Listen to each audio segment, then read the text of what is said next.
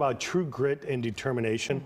A Chicago area woman is one day away from completing a 1,600-mile journey. Yeah, she's been making that trip on two wheels and a lot of heart. Ana Guajardo has been riding her bike from Mexico to Chicago since about July 1st. She wants to raise awareness about immigrant workers and raise dollars for a new center on Chicago's southeast side. So Ana is joining us right now. She's the co-founder of Centro de Trabajadores Unidos, CTU as it's known. She's live from Kankakee right now. How are you? How are you feeling? I'm doing good. I actually feel pretty good now that I'm very close to my home. Yeah. Yeah, how Really far excited. away are you? You're in Kankakee. I'm in Kankakee. I'm about 61 to 62 miles from reaching our community center, which is right near my home.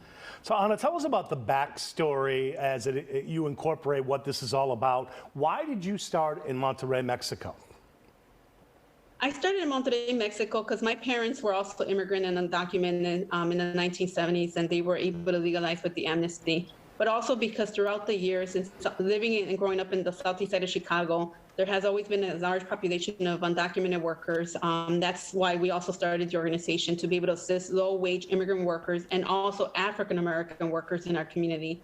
So I decided as to remember kind of feel what it feels like, to be able to cross the border and go through many, difficult situations. I decided, well, it's a personal challenge being able to ride this bicycle, and why not cross around the routes that many of these immigrants would cross as they would try to go to the destination. And so that's why I chose to start off in Monterrey, Mexico. Okay, and so we're looking at some of the video of your ride as you're going through some of these communities. I'm wondering what the response has been like. Have people joined you along the way? What are you hearing?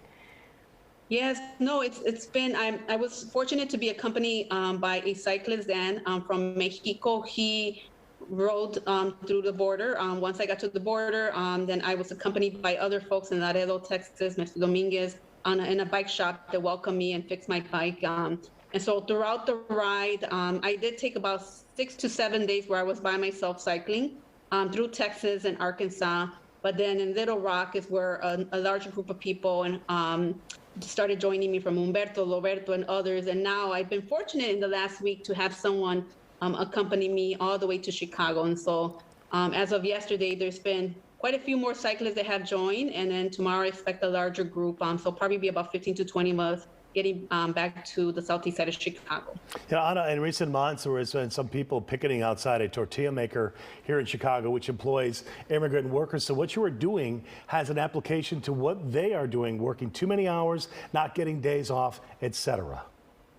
Yes, and that's why we founded this organization 15 years ago. This year is our 15-year celebration, which is why we decided we need to bring more attention and awareness, in particular to the southeast side of Chicago, which is an area that's very underlooked and underrepresented by the entire city of Chicago.